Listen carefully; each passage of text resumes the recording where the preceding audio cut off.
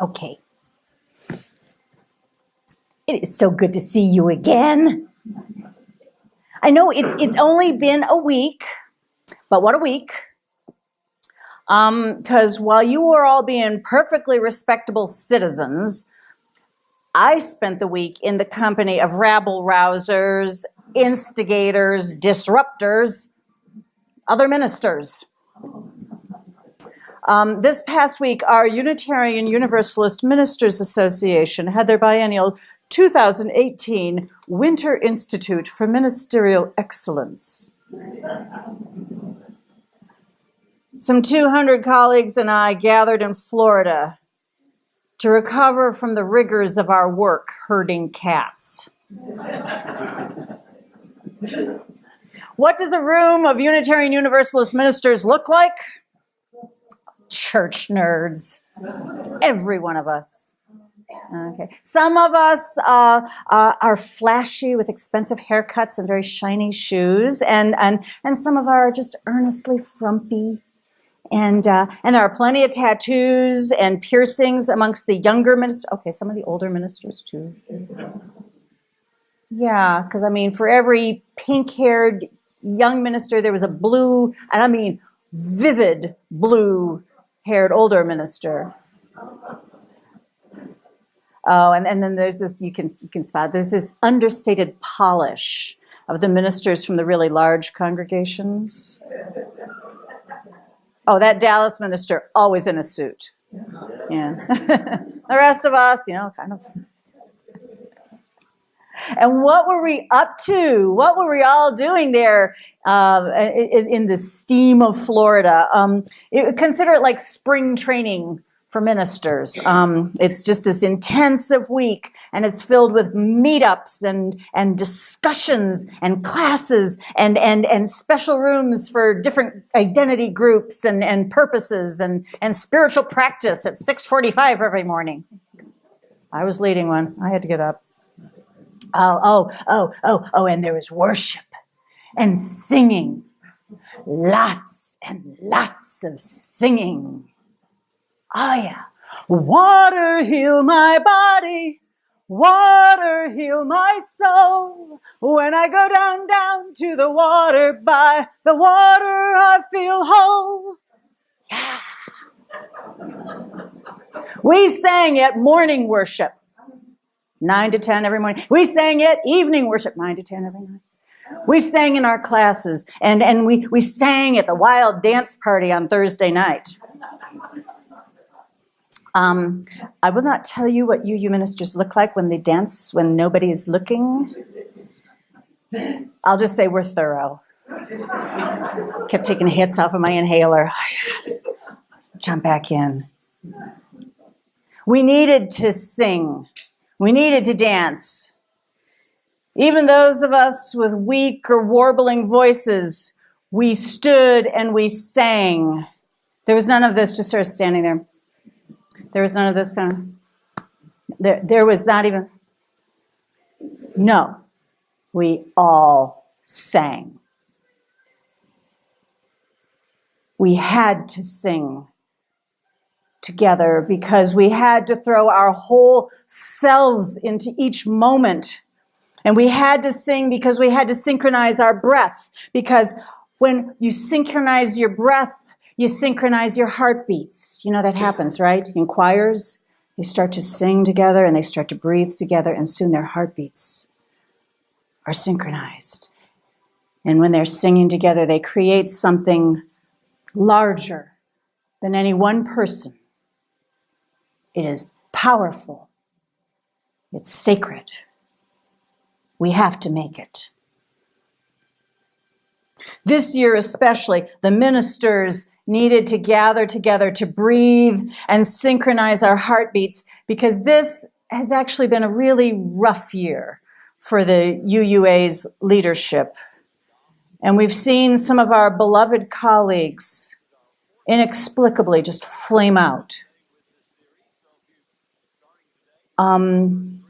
Unexamined bias was exposed in the hiring of staff for the UUA, and no one came out looking particularly good. And as we watched it, every UU minister had to pause and wonder how they might also be perpetuating bias, or how they might have conveniently turned a blind eye to things that are actually serious concerns. Okay, admittedly, an outside observer might have thought that this whole fuss was just over very little, just like, a tempest in a teapot. But it's our teapot, damn it.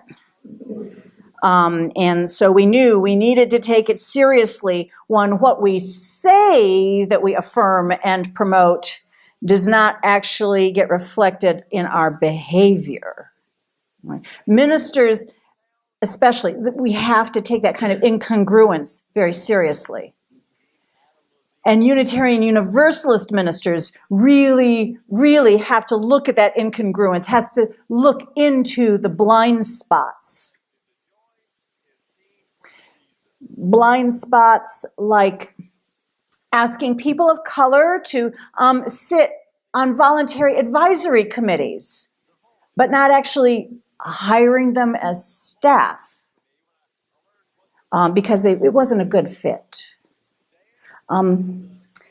What that says is, we want your opinion, and we may or may not actually act on it, but we're not actually comfortable working with you and actually giving you the reins of power. That is a massive blind spot. And when it was brought to light, it caught us up short, and the resignations began rolling in, as people who had held power had to consider that they might have been acting out of unexamined racism. I want you to know that these are good, kind, wise, compassionate people. These are people whom we trusted, whom we voted for to affirm and promote our highest ideals. These were people we admired. And to see that even they could act so blindly, it knocked the wind out of us. No wonder we needed to sing. We needed to get our wind back. Circle around for freedom. Circle round for peace. For all of us imprisoned. Circle for release.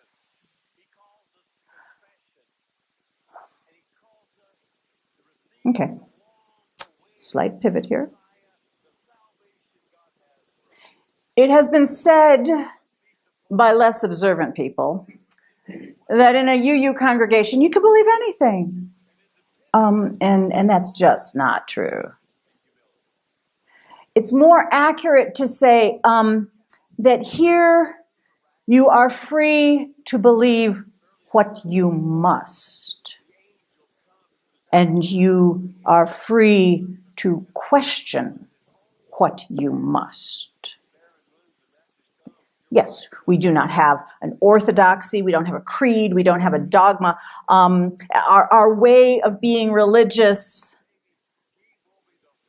Our theology professor at seminary one day said, Unitarian Universalism is not really a religion.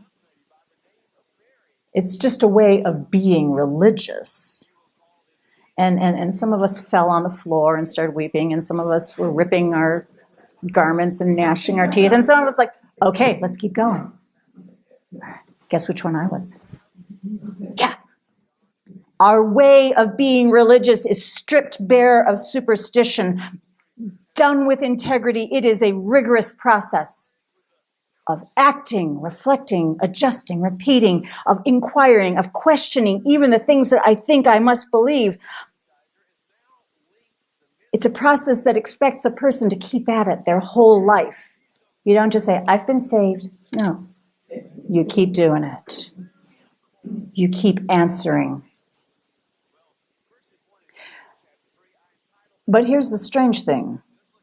Just because this is our way of being religious, and just because we give people lots of resources to do this work, doesn't mean we have any way of forcing people to do it. We don't have any hell to threaten them with. You must make this statement of faith. No. So we're really kind of pretty loose. Rigorous, but loose. So no wonder some people get confused. No wonder some people think we're kind of disorganized. And because each congregation is its own independent body, herd of cats, we are our own independent body, and we are held in association with a whole bunch of other independent bodies. But here, especially up here on the high plains, where my nearest colleague is 4.5 hours away, it can be hard for us to see that we are a part of something much larger. It's hard for us to see our denomination's organizational features. It's hard for us to really see how it is feeding from the top down, because those grassroots need some fertilizer, I guess. All right. And it's also hard because a person sitting here in this congregation can participate very fully in our way of being religious, can participate in our tradition, but with absolutely no connection to the larger denomination. You can sit here and do your work, never visit another UU church. You don't even have to read the UU World magazine that comes out a few times a year, and you can still do the work beautifully. You can be a great Unitarian Universalist. So that kind of looseness and rigor, it can appear like we're kind of disorganized. But I'm here to tell you that is not the case. And if any of you were following what happened with the whole uproar and the resignations and the disappointments, it might seem that, folks in Boston or other parts of the upper levels of our denominational administration and leadership, it might seem that they're just this kind of over-earnest, super sensitive group of weenie liberals espousing some completely unrealistic ideals like, challenging white supremacy or reversing climate change or bending the moral arc of the universe towards justice. Sitting here, that doesn't always feel entirely realistic for those of us in Amarillo. We'd just like to get recycling, please.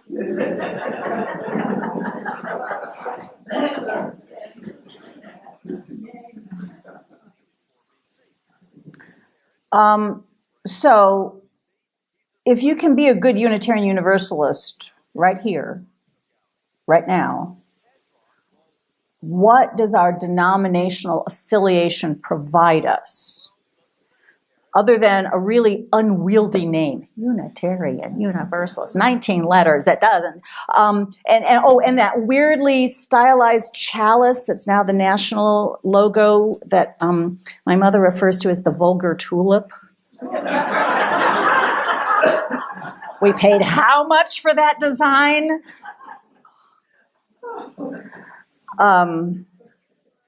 Because you be a UU long enough, you have seen several different chalice logos on this one.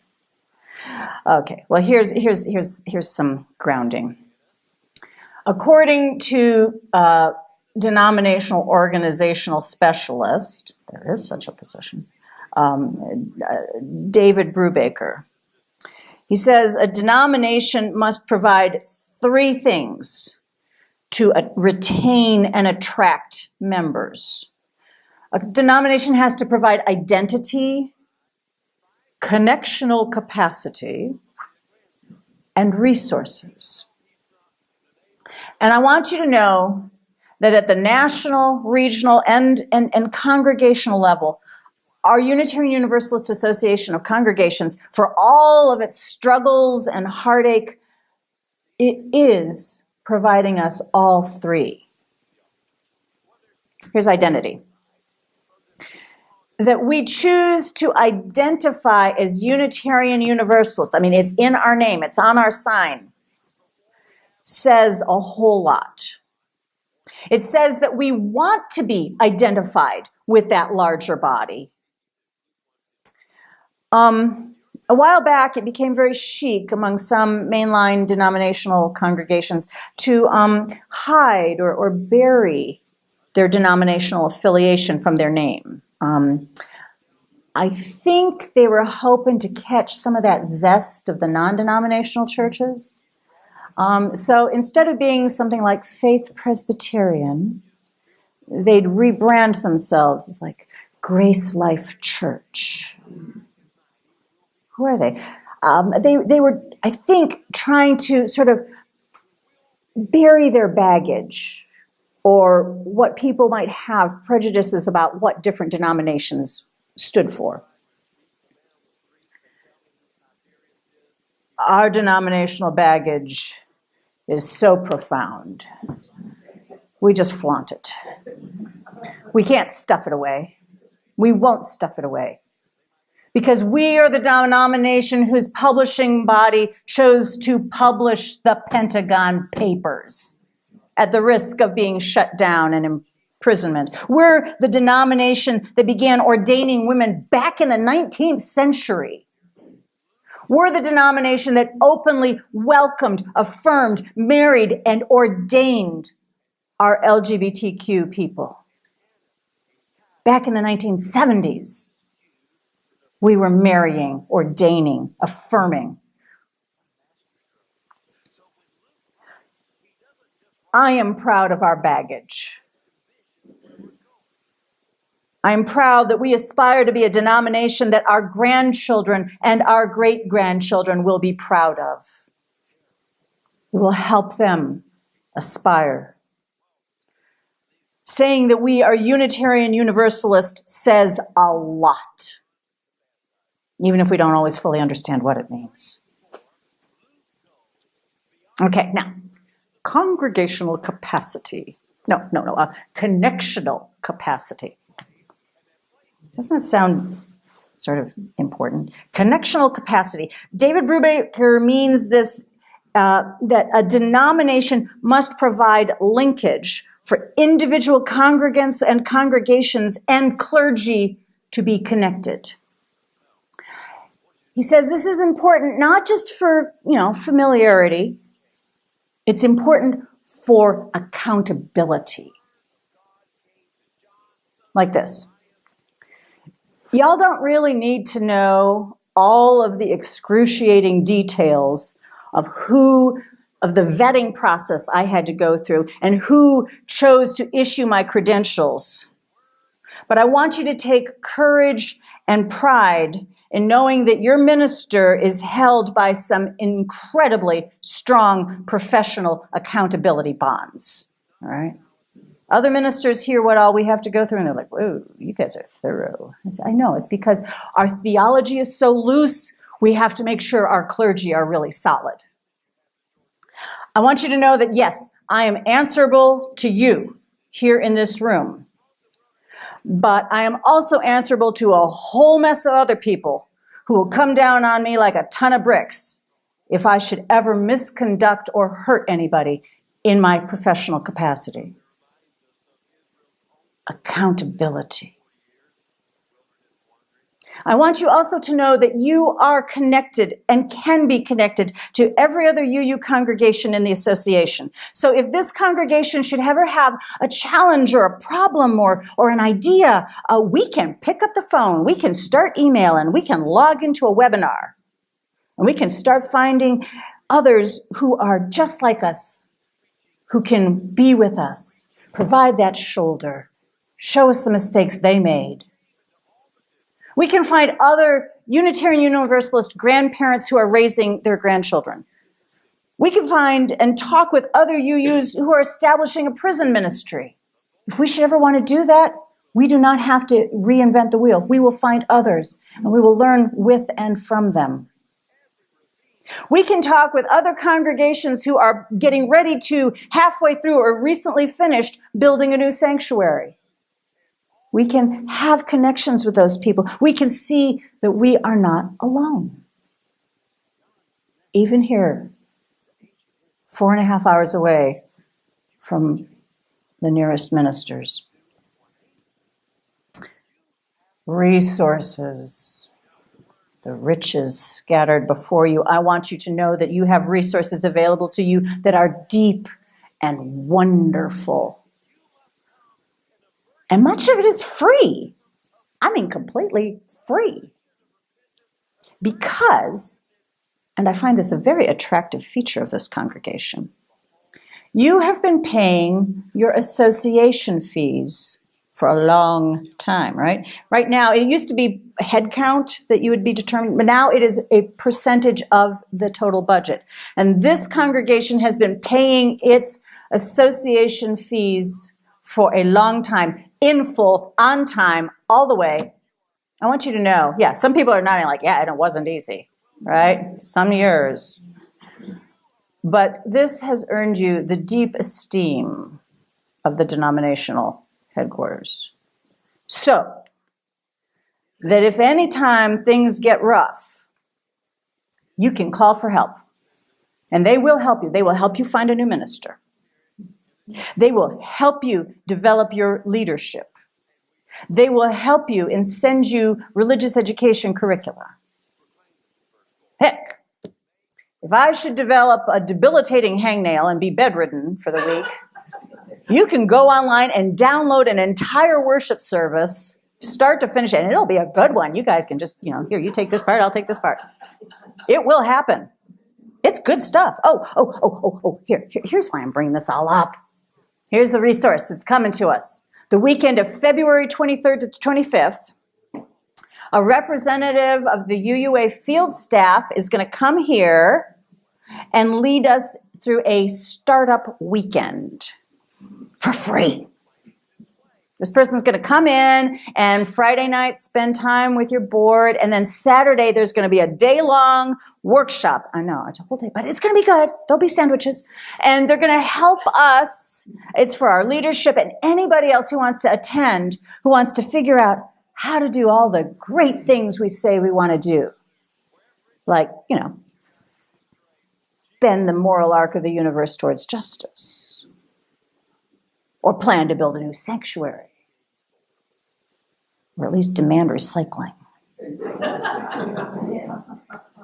That person's going to be with us for a whole week. That person's going to listen and reflect and draw in and teach us how to be our best selves, who we are and who we are becoming. This is a resource that our denomination wants us to use so that we can keep on becoming a fabulous, affirming, creative force of good in this community.